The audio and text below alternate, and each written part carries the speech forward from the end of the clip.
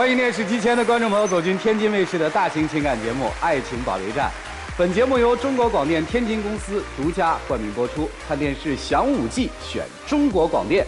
来看看今天请到的几位情感导师是谁？他们是情感导师文吉尔老师，欢迎；情感导师吕阳老师，欢迎；情感导师严品红老师，欢迎；情感导师徐伟老师，欢迎。当然还有我们广电帮帮团的老师们，欢迎2位。接下来的时间，让我们一起来了解一下今天走进我们节目第一对嘉宾的基本情况。各位请看。当初我跟他在一起，是因为他看着踏实，能包容我。但后来我才发现，他跟个小女生一样，什么事情都要跟我计较。他根本就没把我放在心上，总是因为别人的存在而忽略我。我希望他可以和我在一起的时间多一点。我认为我们都要有自己的事情去做，而不是只想着腻在一起。他自己无所事事，甚至还想干涉我的爱好和生活。我全心全意地对他，努力融入他的生活，但是我觉得他在未来的规划里没有我，我现在很迷茫。有请这对嘉宾，有请。男嘉宾小韩，22岁，来自安徽学生；女嘉宾小娜，21岁，来自安徽学生。有请2位，有请。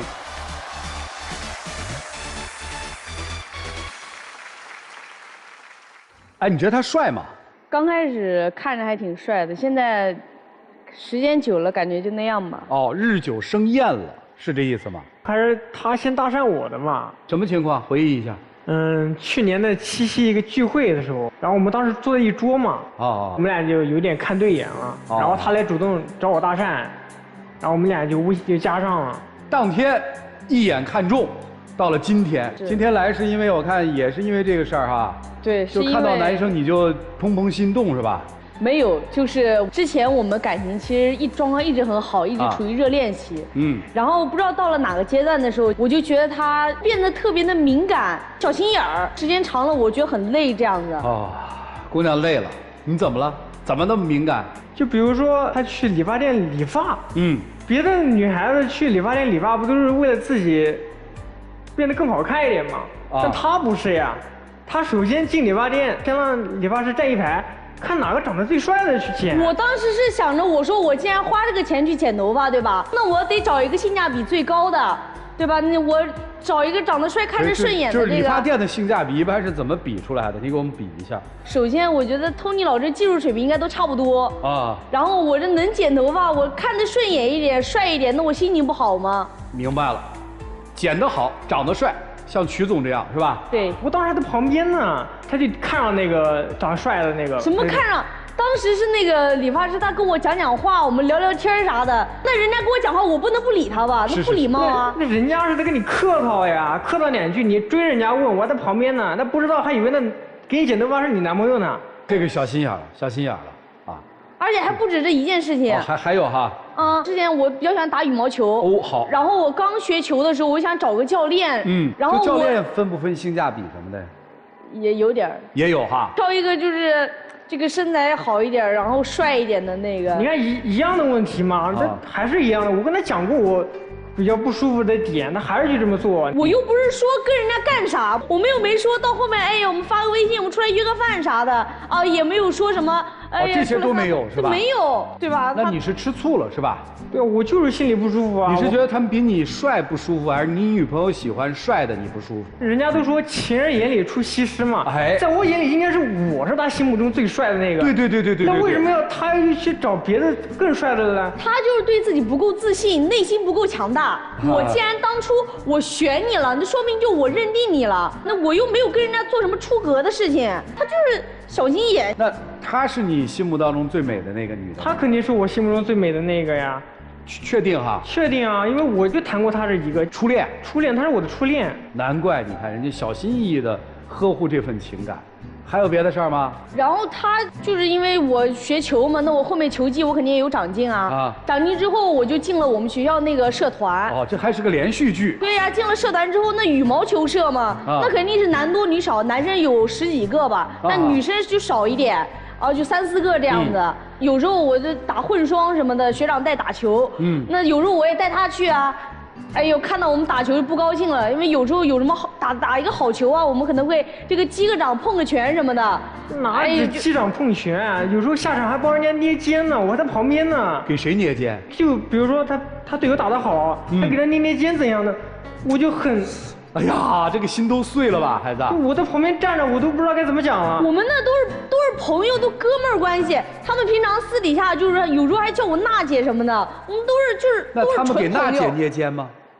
有时候偶尔。原来也给娜姐捏肩啊，这确实受不了哈。我肯定受不了。哎，你们这个社团是仅仅打球，还是打球之后还有一些业余活动什么的？啊，白天学习，我们一般这个打球活动有时候都在晚上。然后我们晚上打完球之后，我们可能会一块儿去团建玩桌游啥的。然后有一次正好赶上一个男生他过生日，他说要报备，那我就给他拍个视频啊。然后我们当时是在就相互往脸上抹蛋糕嘛，很开心，我给他拍个视频。哎呦，一下就炸毛了！你说什么啊？你还是女生吗？啊，你就这样跟男人啊这样什么玩啊？我说我们都是朋友啊，就没什么。他说的轻巧，别的女生为什么没有啊？身上都干干净净的，就他给我发，他脸上、身上，他穿的是裙子呢，全都是蛋糕怎么样的？而且真的，我身上又不是我能控制的。而且他平时他打完球都晚上都9点了，我说9点那么晚了，他还要去跟人家玩桌游，一玩都12点多才回来。那是我的自由，我有自己的社交圈，我也有自己的权利去安排我的时间跟事情。是。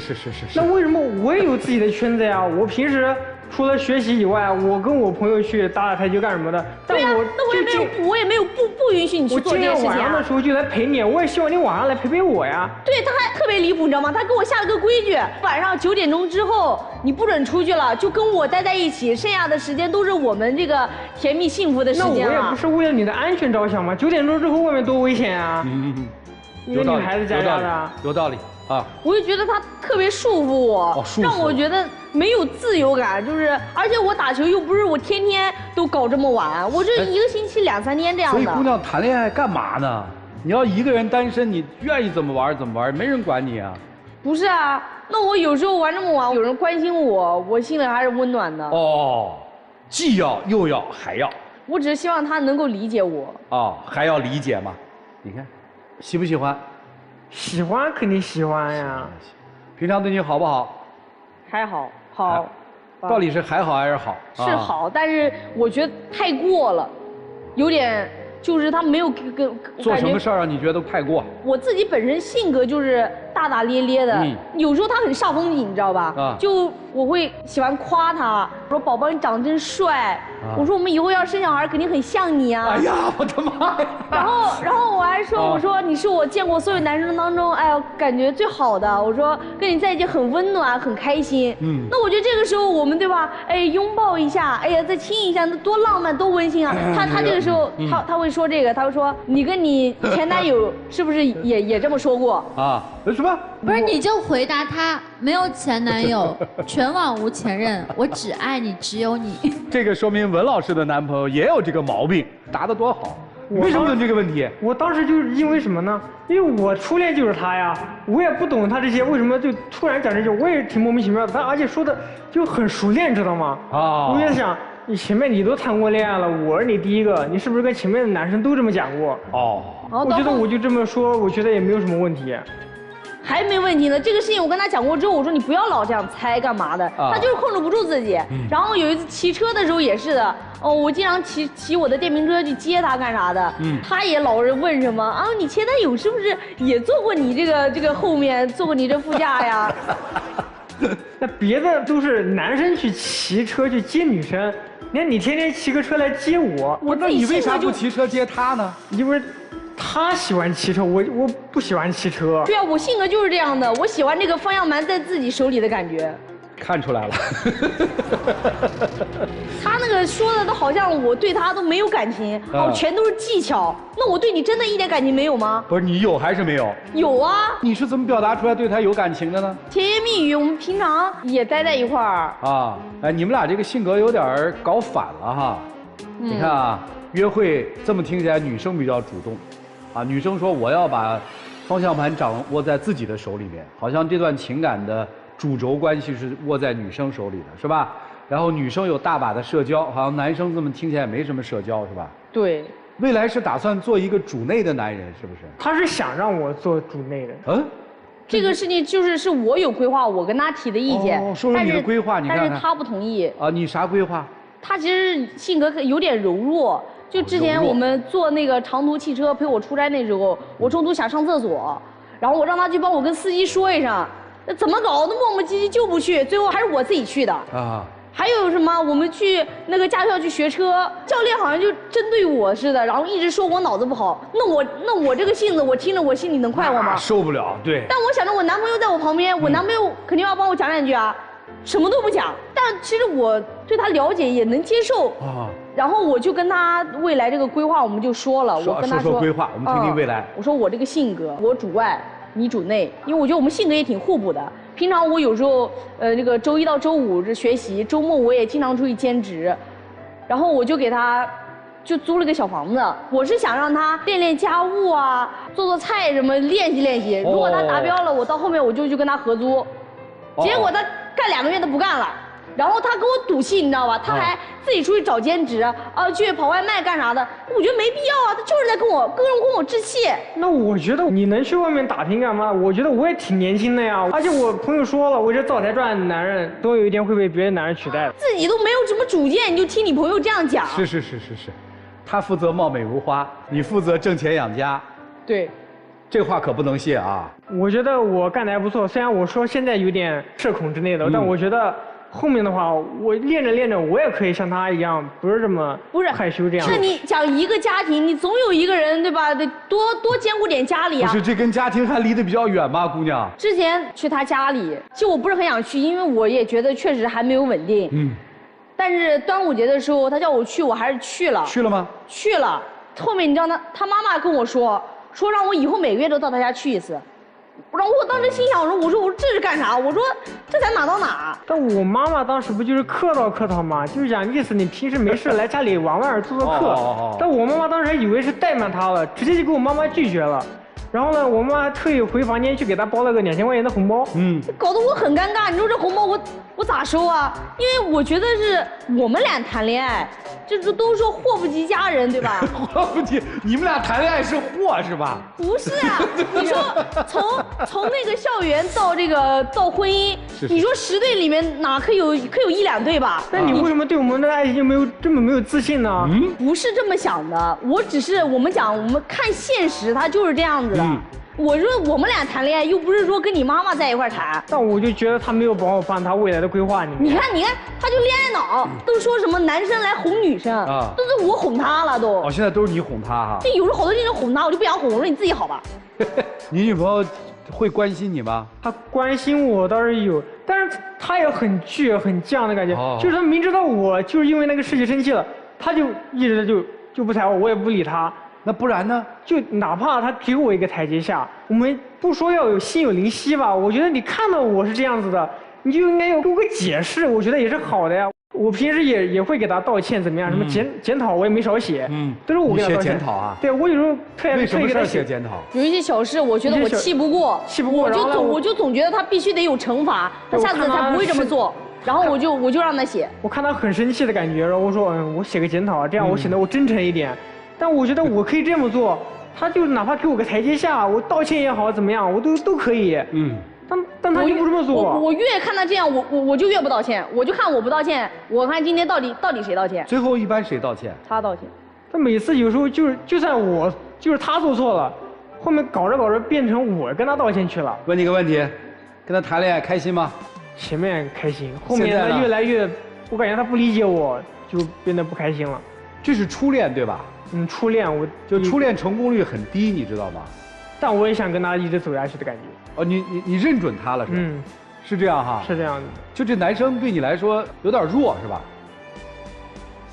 你是想找一个更强壮的男生呢，还是找一个就像他这样的？因为你要掌握方向盘嘛。我是想掌握方向盘，但是我觉得我不想就是说这么快的就是你不想耽误了他是吗？我不是不想耽误他，我有时候还觉得他耽误我呢。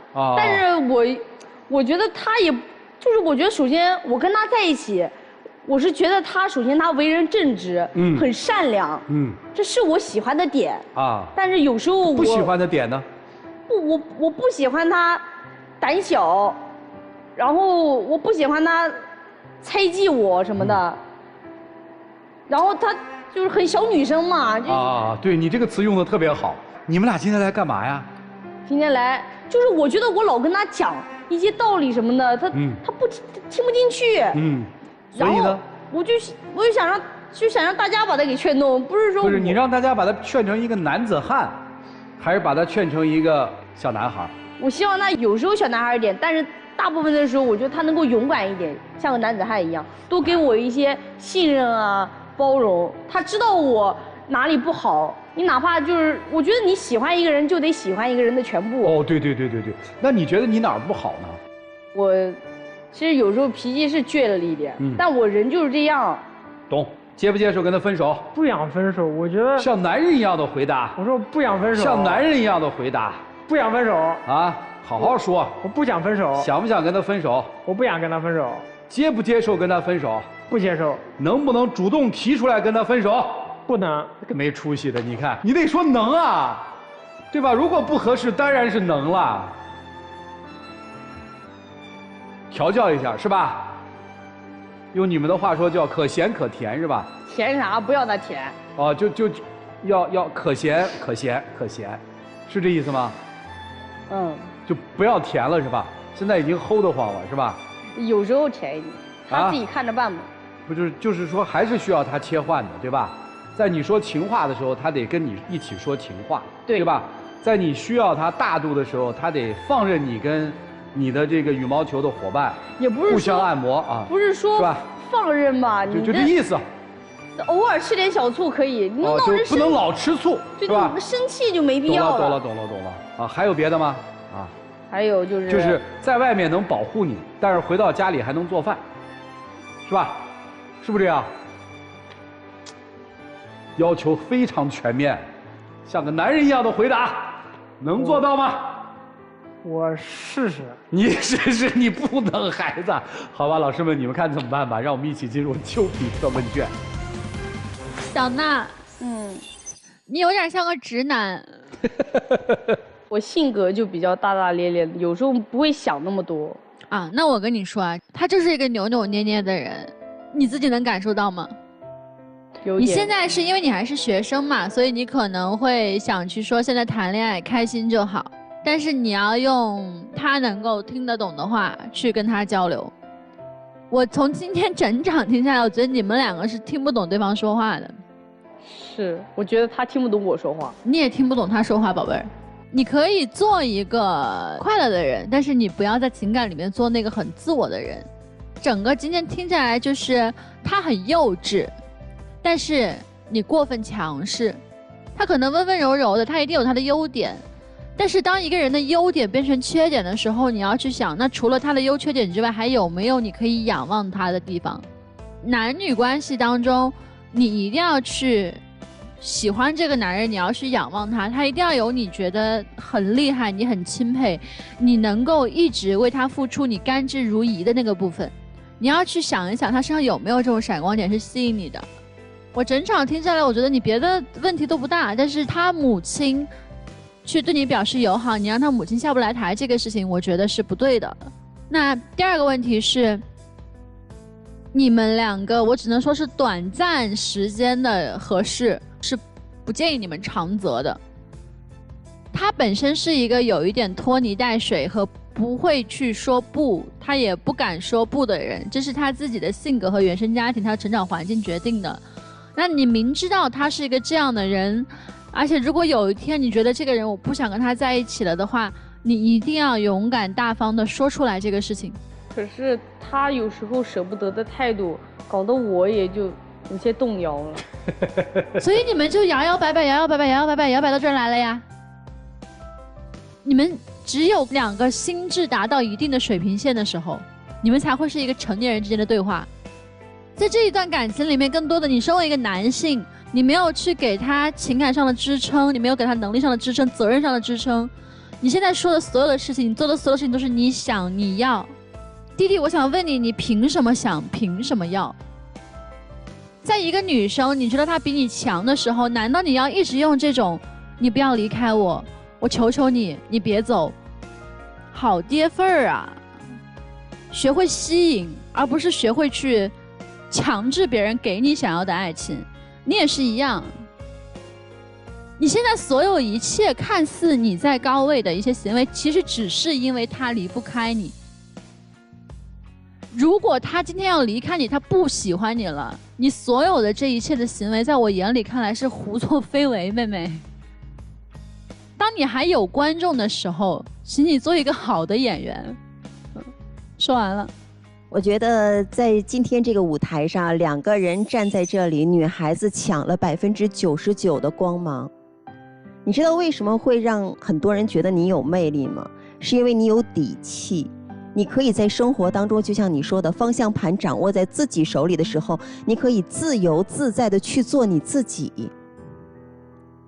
但是你用你自由自在的这个底气去压制住了他的底气，他和你在一起已经越来越没有底气了。和异性在一起，他脑海当中只认为只有喜欢和不喜欢2种选择，他的发展方向就只有男女关系这种方向。所以在他看来，你所有选择发型师也好呀，选择羽毛球教练也好呀，他绝对不会认为你们会有成为朋友或者成为队友、成为搭档的可能。他认为就是喜欢和被喜欢，喜欢或者不喜欢，这和他很单纯的这种情感经历是有关系的。但是因为你一直都在征服着你所喜欢的一切，或者你去主动的选择你想要去选择的人群，你会认为在人际这种关系当中，不仅仅只有喜欢和被喜欢，还会有朋友，甚至和前任还可以回头再做朋友，还会有擦肩而过，都会有。你觉得人和人之间这种关系可以有错综复杂很多种，这都是因为你的认知已经达到这个程度了，但他没有，他只有你。你看你的生活多丰富，他的生活只有你。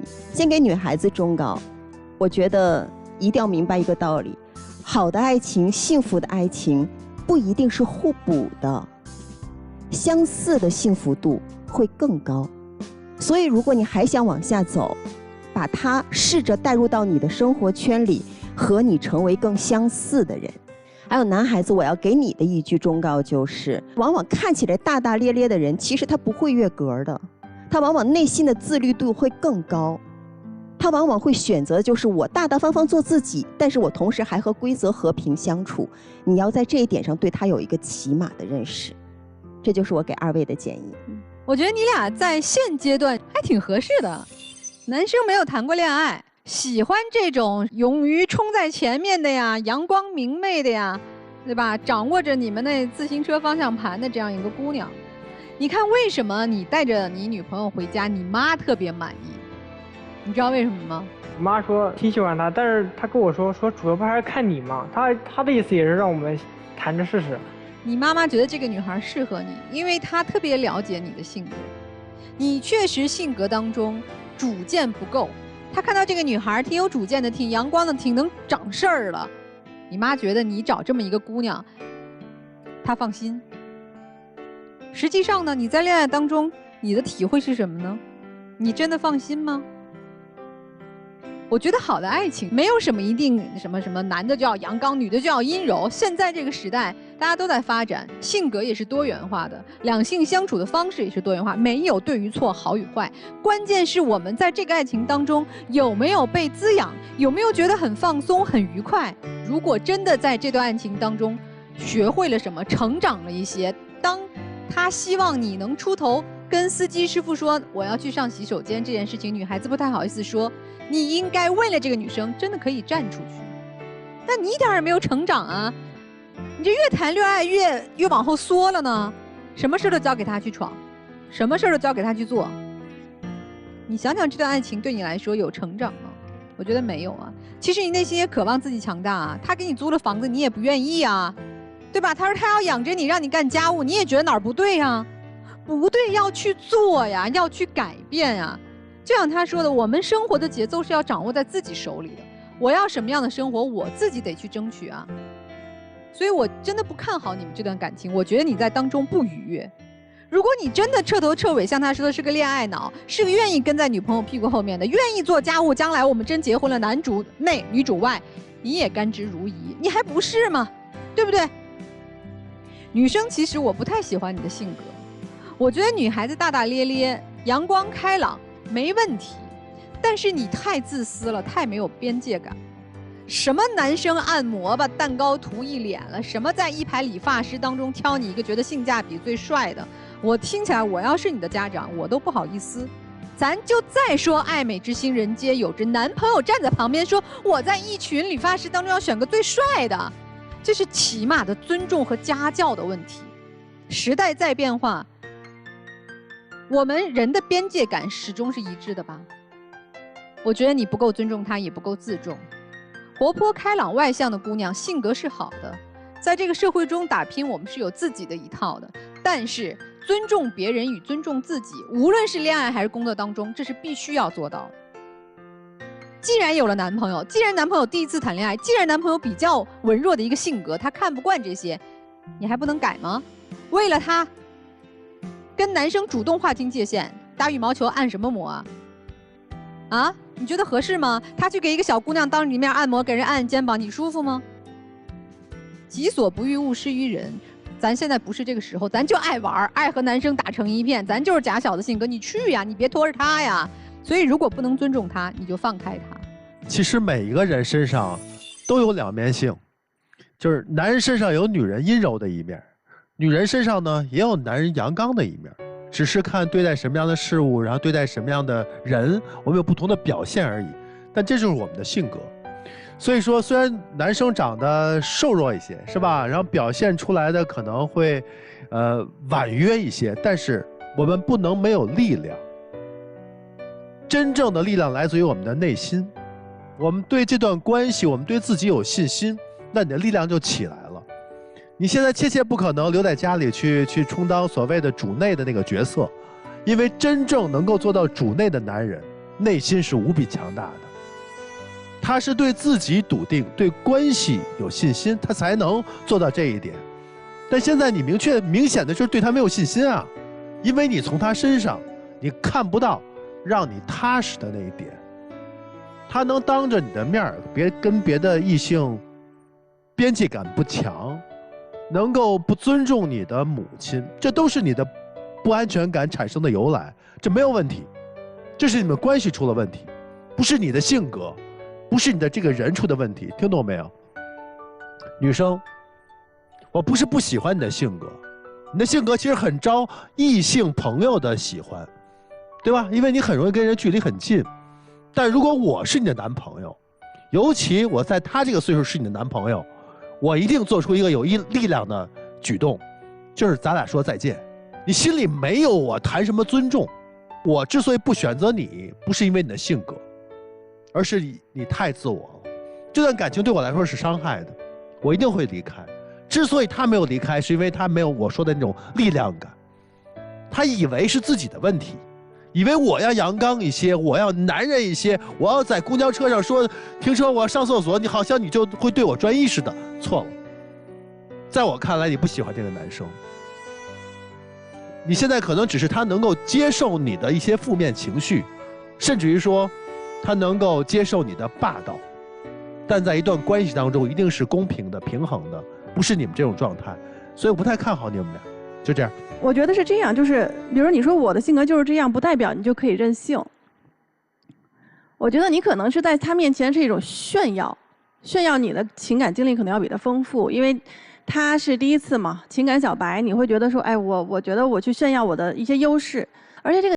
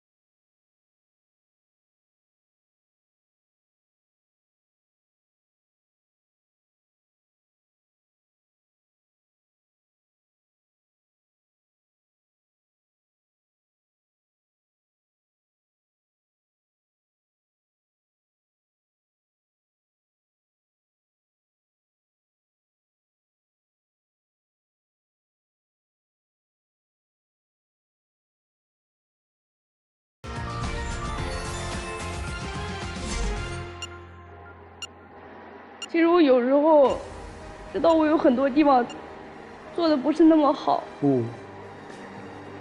我知道我有时候其实挺霸道的，有时候看到你为我这样难过，我也很心疼你。但我有时候更多的就是恨铁不成钢。我说你为什么就是想不到呢？对吧？你怎么就做不到呢？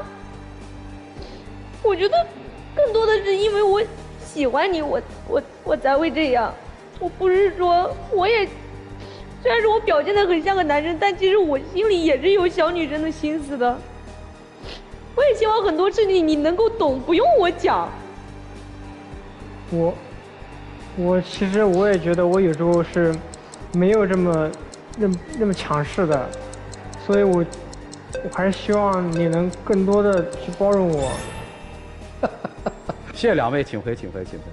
电视机前的观众朋友，欢迎登录优酷视频、腾讯视频收看节目的完整内容。来预测一下，男出女不出，男出女不出，双出，就是虽然是最后不会成不合适，但是现在也分不开。好，双不出。我们来看看他们自己的选择是怎样的，请看门。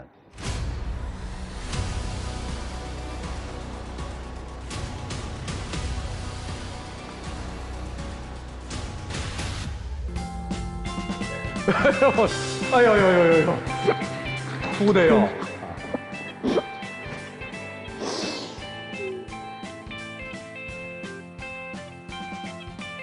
就是姑娘看他那一眼都是特别慈爱的那种。来吧，一起见证属于这对小情侣的浪漫时刻。各位请见证。我就跟你讲，你要听，我讲什么你就做什么就行了。好。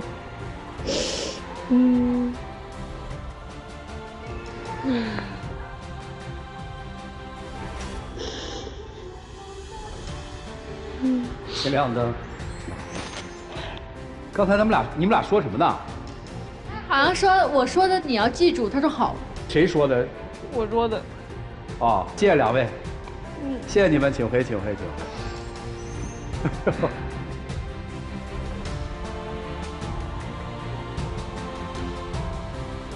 祝他们开心恋爱，好好成长。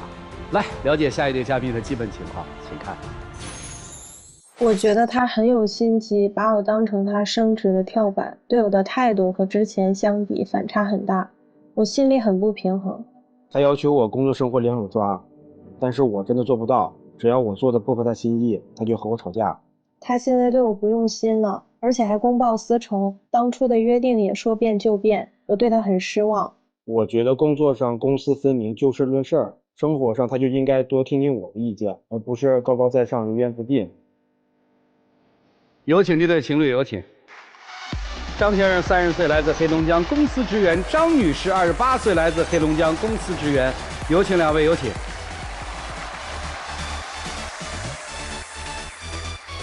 这资料我还以为错了呢，俩人都是弓长张哈。对。现在还在一家公司吗？在。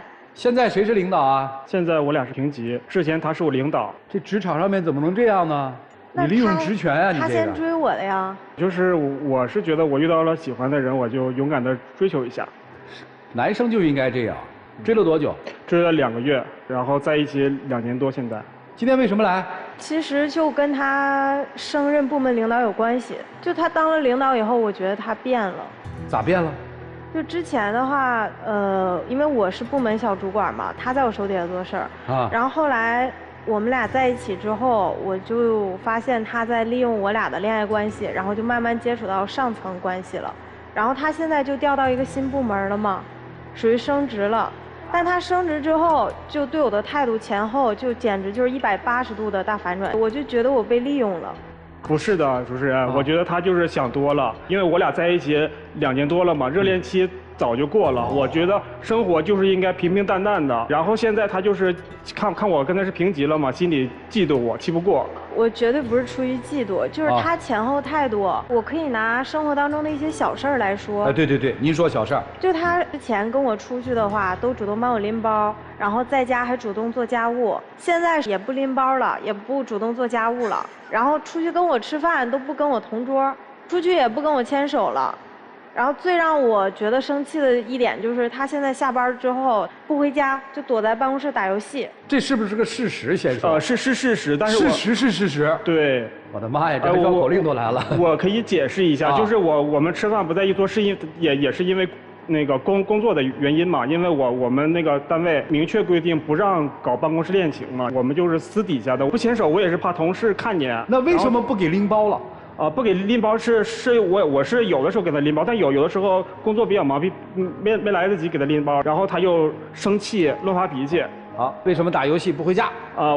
我说一下，我一回家呢，他就让我打扫卫生、做家务。之前是我主内，他主外，然后现在我俩都是，现在我也升职了嘛，然后我工作也比较忙，我上一天班了，我回家我也想休息，然后他一回家呢，他就在床上玩手机，然后指挥我做这那，他就是想控制我，然后我心里肯定也不平衡啊，我也想找清闲，然后我就回到单位打游戏，我就不回家，因为我们一回家就吵架。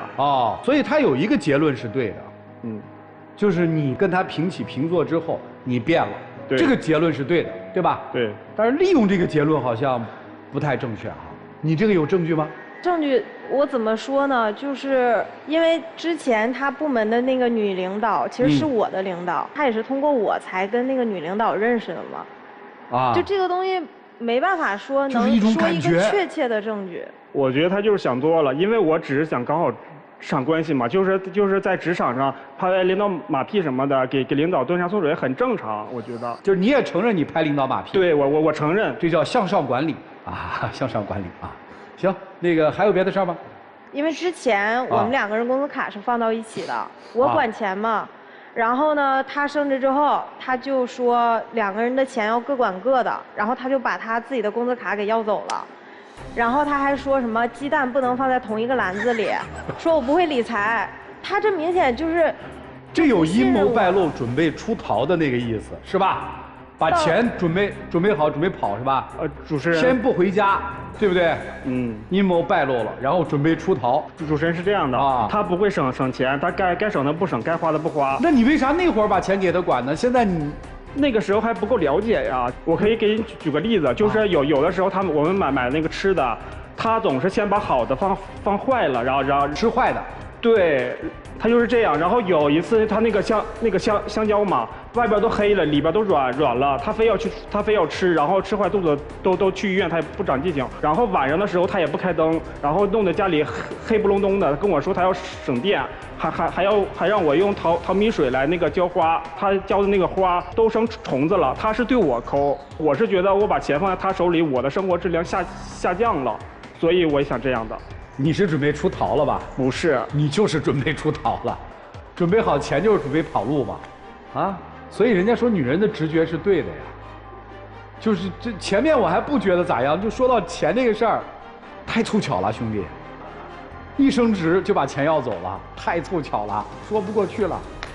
不是，我们以后还要攒钱买房子呢。还有以后吗？有。确定吗？确定。我就觉得他刚才说的不对，他说的那些就都是生活当中的小事儿。对，你说点大的。其实也就是工作上的事儿。工作上怎么了？对，他升职之后就跟他那个部门女领导就各种献殷勤，端茶倒水，这都小事儿了。就是平时的话还夸人家就是衣服怎么好看，然后妆化的怎么好看。我记得就有一次啊，我们2个部门之间本来是谈合作嘛，他就因为一点小事儿就一直揪着不放，就鸡蛋里挑骨头，让我们那个同事就一个 PPT 改来改去的，改了1周才改完，就是我就觉得他就是故意在领导面前表现他自己。我觉得他就是想多了，我是觉得工作是工作，生活是生活，因为我对工作的态度非常认真，虽然说我俩是情侣关系，但是他工作有问题的话，那我不可能包庇呀。我觉得这都是他的借口，太冠冕堂皇了。还有别的疑点吗？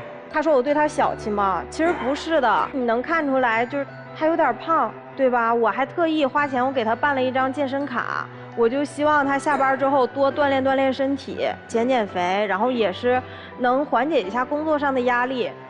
然后他自从办了这张健身卡之后，他就各种找理由就不回家。他对他自己一点可都不节省，他经常跟他朋友出去做脸，办卡一次就几千的，然后对我就特别抠。行，不在钱上面说了，你们现在在资料上面是黑龙江人，对吧？对。公司在哪儿啊？在北京。这个怎么打算呀？未来我是打算在北京赚钱之后回老家买房子，回黑龙江买房。对，因为他也是黑龙江的嘛。哦，你怎么打算？我是特别想留在北京的。之前我们都说好了，说想一起工作攒钱，然后在北京买一套属于我们自己的小房子。这样的话，以后就在北京定居了。当然，他现在就是比较想回老家。其实我觉得和之前我们谈好的不一样。就如果他回老家的话，那我觉得就是要跟我分开了，因为我还是会在北京的。我是想着大城市赚钱，小城市花嘛。北京消费太高了，我要是回到小城市的话，那你为什么之前职务低的时候会认同？那个时候只是想给他一个圆满的一个，就是未来嘛。然后现在慢慢的我觉得离现实太遥远了。然后我还是觉得大城市赚钱，小城市花性价比比较高一点嘛。然后我父母也都在老家，以后我也会回老家的。今天谁要来的呀？是我要来的。来干嘛呀？我就是想把这事儿跟他弄明白说清楚。啥事儿说清楚啊？其实我们俩处了2年多了，就是也到一个比较尴尬的一个时期吧。是往前走还是算了？对。你的想法是？我的想法是，其实，在一段恋爱关系当中，我觉得男方应该承担更多的责任。问你呢？你们俩现在是往前走还是散了？我是想往前走。咋往前走？因为我们在一起都2年多了，也确实经历了许多的事情，我觉得挺不容易的。行，问点具体的。在北京买房行吗？我觉得不行。把工资卡交回去可以吗？可以，但是他必须得省钱。他必须得按照我的方法来执行。你管理是吧？对。他可能现在很介意你在公司的这个地位哈。对。有没有可能为了他辞职呢？哎呀，我还得想一想。想一下，现在赶紧。我觉得不会，因为我觉得男人以事业为主。事业是最重要的。好。所以你要不要跟他往前走啊？我是希望的，我是要的。当时就喜欢他这个可爱憨厚是吧？对，当时也是看他比较老实。那你现在还觉得他老实吗？我觉得他，还挺有自己的想法的，就和之前我看到他的外表和我以为的不一样。所以你现在以一个他的老上司给他评估的话，你会怎么评估这个人呢？不以恋人。那我觉得主要还是要看他工作的认真程度吧。他工作怎么认真吗？工作也算中规中矩吧。工作只算中规中矩。那或者任劳任怨。任劳任怨，中规中矩，就是他做你部下的时候拍过你马屁吗？如果是追我的时候，倒肯定是有。追到手之后呢？追到手之后，其实我们有一段时间是比较好，但是我就觉得他升职之后就有一些变化，我就觉得他忽略了我。明白了。我解释一下，我没有忽略他，他就是想多了。因为我升职很多事情，很多工作我都不适应，我得刚慢慢的适应工作，我是这么想的。然后我刚升职嘛，我工作时间比较忙，然后我就是没有时间陪他，他就多心了。懂了。女生其实现在今天来主要是想要个说法的，对吧？对，我希望他还能正常的对我好，我不希望我跟他一直走下去之后，他对我的爱越来越少了。如果就是他以现在跟你相处的方式，你会嫁给他吗？不会。那你会跟他提出分手吗？会。所以今天女生是带着非常强烈的目的性来的，要不然你改，要不然咱分，是这意思吧？对。老师们怎么看呢？让我们一起进入丘比特问卷。立刻分手。虽然我们不要阴谋论别人啊，但是要相信自己的直觉。就这个男人，他在他的工作环境中，他其实是有这种过分取悦的这种倾向的。在他追求你的过程当中，你分得清楚他究竟是对上司的取悦，还是对你本人的取悦？其实我觉得有一点混淆，所以就让我觉得很迷茫，对吧？我从头到尾看下来，宝贝儿，我觉得你不太自信，可能就是因为你的不自信，现在你从一个高位变成了一个低位，你有很多的感官你都觉得不太对劲，太不自信了，甚至你在说到自己我觉得你是对的时候，你也是不自信的。在这段情感里面，你应该向他学习一点是什么？就是对自己好啊。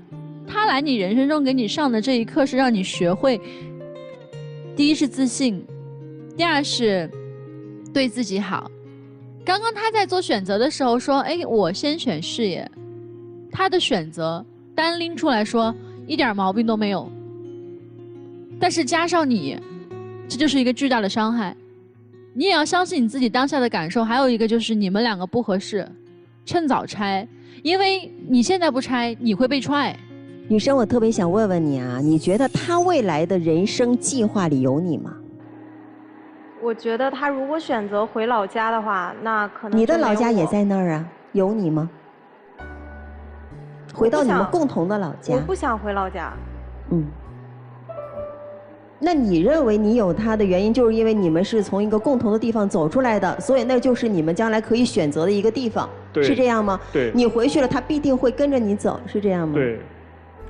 他说他有你，但是他建立的这个前提是没有把你的意愿放进去，但是没把你放进去，这是俩概念。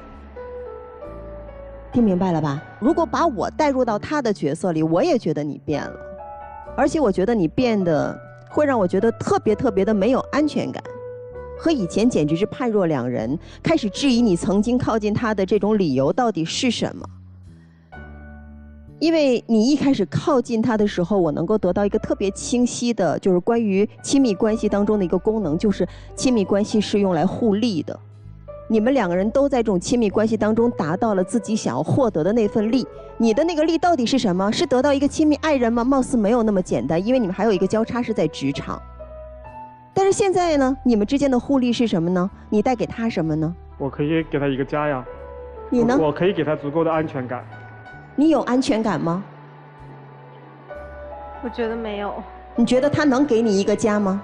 我跟他在一起，我从来我图的不是他的钱。如果他有钱的话，我刚开始我绝对不是图他的钱，我觉得是他的一份真诚吧。你图的是他的真诚，所以那是最开始你们在这段感情当中的互利。所以今天你来说，你在这段感情带给他的那种利，他是感受不到的。一段好的婚姻里，两个人一定要势均力敌。他说的所有能给你的，你都感受不到，那还信什么呢？我很少劝人分的，真的。我突然就觉得啊，你们两个没成家，是吧？还没结婚呢，哈。对对对。对。这俩人就什么钱也放在一起吧，这个那个都在一起，就假扮起了夫妻。并不是假扮，我们是。夫妻才是共同财产才在一起呢，才一个篮子里边数鸡蛋呢。你们这么早，不分轻重、不分深浅的把所有的生活搅在一起，结果是什么呢？你这男朋友对你们的亲密关系毫无敬畏之心，毫无尊重而言，真的。我觉得我们这个就是男女处朋友啊，在没有真正到了我们彼此要承诺、要负责、要至少在结婚的时候，我们是要终身在一起这样的坚定的意念之前，不要掺和的那么近，那点对婚姻的敬畏荡然无存。就是在恋爱关系的最初，无论是谁取悦谁，我们都愿意让对方开心嘛。取悦不就是我来让你开心吗？但是当你发现所有的取悦是目的为导向的，当他目的实现之后，这个取悦没有了的话，但是我就认为这个关系是不适合你的，不适合自己的，对吧？以前工资低的时候，为了取悦你啊，工资卡上交；现在工资高了，我得收回，他不懂，对吧？他知道你想要安全感，所以在没有完全追到你之前，所有的你想要的感受他都给你。现在得到了呀，何必呢？你看他刚才毫不犹豫的就说，那我肯定选工作。如果真的要说为了女朋友这个避嫌或者不愉快，我辞职吗？绝不可能，考虑都没有考虑过。咱们当然不去做这样的要求，但是你听他这份坚决的心，他毫不犹豫的会舍弃你。所以我的建议真的是，女生如果不合适及时止损。男生2个人相处是共同商讨未来的，是用真诚和真心去交换彼此未来的人生的。你真的没有给他安全感。你刚才说我会给你安全感，我会给你一个家啊。首先家我在哪儿，我就是家，多一个人和我成家。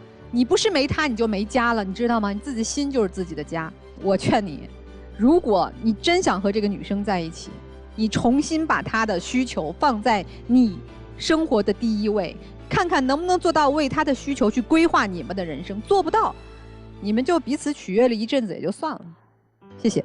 可能我的观点跟前3位女老师不太一样。其实我觉得你误解了这件事情，让你们特别深刻地理解到一个道理：为什么公司里面不建议员工谈恋爱？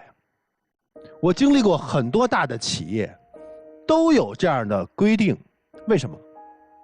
特别忌讳的是一个部门上级和下级。特别忌讳有合作关系的不同的部门之间的员工会有这样的一个关系。为什么？你刚才提到一件事情啊，他是让我们部门的一个同事做 PPT 改了无数遍，对不对？你认为是苛刻，对吗？对。好的，你认为是什么？我觉得是公私分明，因为他那个工作有问题。他恰恰是因为他觉得有问题，作为合作方我要指出你的问题。可是你站在什么角度？啊，你升职了，你是我男朋友，你故意为难我，你不应该为难我。请问，此时你站的角度到底是他的女朋友，还是跨部门的合作？我是站在部门合作的角度上。好，那明明是部门合作的问题，引发到今天到场上说你们之间感情的问题了，为什么？恰恰你的例子说明了你的心自己都不知道应该站在哪一边了，公私不分明了。我觉得他做的没有问题。你认为你是他的上司，然后他就在曲意奉承你，对吧？所以他也通过同样的手段去达成了另外一部门的升职。你说这件事情是站在私的角度，还站在公的角度？你站在的是情侣之间的角度，然后你质疑他跟他的上司之间的关系了，对不对？你没有站在一第三方，因为你完全是带有主观意愿的，所以知道你们不应该在一个公司里谈恋爱了吧？所以我觉得很多问题是在一个字，在变上。他是有变化了，他的心态当然变了。你难道觉得他永远10年20年都要是这个职位，都应该是你的下属吗？他要不要升职？他要不要成长？请问你可以接受他的成长吗？他想回去了，请问这件事情跟他升职有关系吗？如果他要回黑龙江，岂不他现在在这家公司的前途没有了吗？你又给他搞在一起了。所以拉开距离看，放在客观角度来看，你不能接受的是他的变化，而不是他的升职。我认为你们真的应该把家事和公事要分开去聊，你们之间矛盾自然就能够清晰，到底问题在谁身上。有的问题是无法避免的，每个人都会变化，每个人都会成长，好不好？就这样。其实从我的角度，我挺理解这位男士的，我也很理解你啊，因为我觉得异乡打拼的人，他首先想到的是如何自保，如何生存。其实说实话，在北京买房不容易，很难。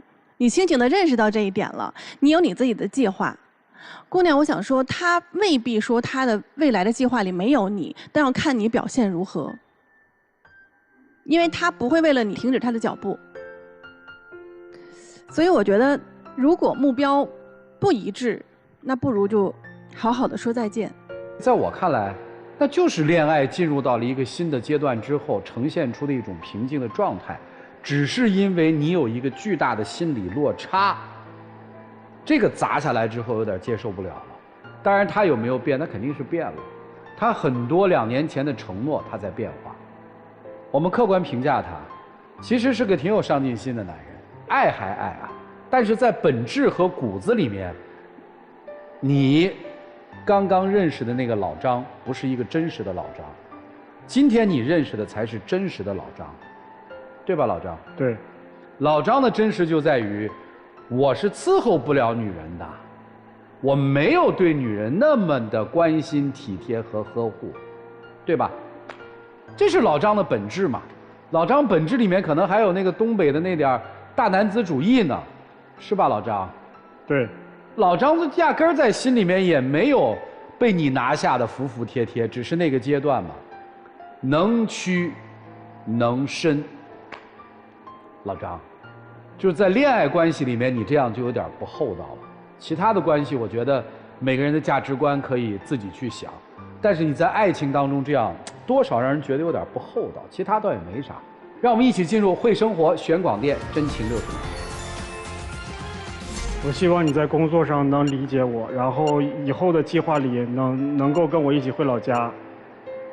我不能理解，我希望随着我们2个人的发展，我不希望你对我的爱越来越少，我希望你还能像以前一样对我好。我想说，就是我对你的爱一直都没有变，只是我们对未来的计划变了而已。我希望你未来的计划里是有我的，但是我不希望只能由你一个人来做决策。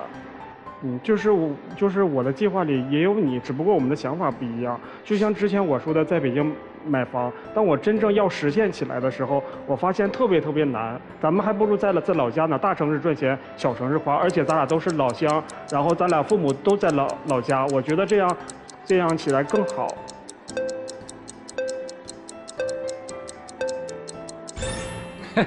谢谢2位，请回。电视机前的观众朋友，我们栏目唯一官方报名热线是0223606301，情感困惑的观众可以来电报名，不收取任何的费用，小心被骗。来吧，做预测吧。男出女不出，双不出，双出。来，我们看看他们自己的选择是怎样的。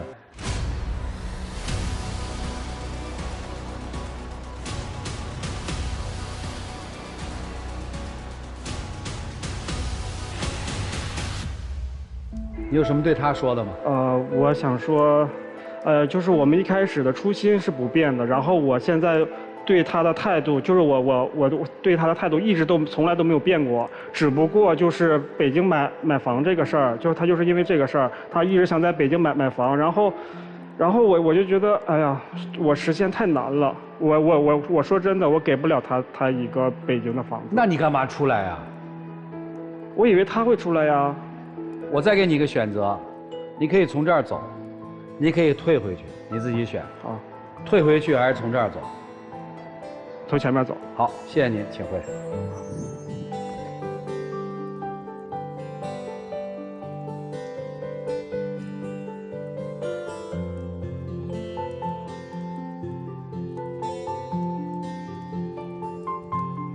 行吧。他走的那么匆忙，是去追去了吗？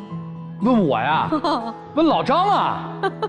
好了，祝他们找到他们想要的幸福的生活和那个舒服的陪伴在他们身边。本节目由中国广电天津公司独家冠名播出。看电视享5季，选中国广电。再一次感谢电视机前观众朋友的收看和陪伴，我们下期节目再见，谢谢大家。